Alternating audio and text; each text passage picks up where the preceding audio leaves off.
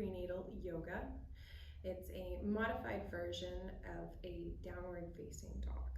So the proper way to come into that is from either a step back from a forward fold or through tabletop position. Since I'm already sitting, kneeling down, we're going to come into it through a tabletop position. So on your mat, stacking shoulders directly above wrists, hips directly above your knees. You want to move your knees out just a little bit wider than hips distance apart so that your toes can come to the sides of the mat. If it's comfortable for you, you can keep them directly in line and then just pivot the feet out to the sides of your mat. Tucking the toes, pressing into the ground, into your mat, rounding through, almost like you're gripping basketballs under your hands so that we have that stability. Press into those toes, exhale as you lift up those hips and come into your downward facing dog.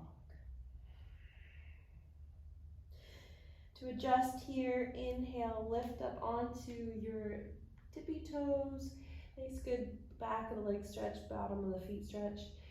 Try to then, as you bring those heels back down to the mat, press into the ground throughout those fingers, bringing the chest closer to your thighs, hinging at the waist, trying to keep that spine nice and long, not dumping into the shoulders here. A modification to make this a little bit easier, you can bring blocks under your hands to give you some elevation. So again, setting up in your tabletop position, stacking again, shoulders above wrists, bringing those toes out to the sides of the mat, tuck through, exhale, lift hips high to the sky.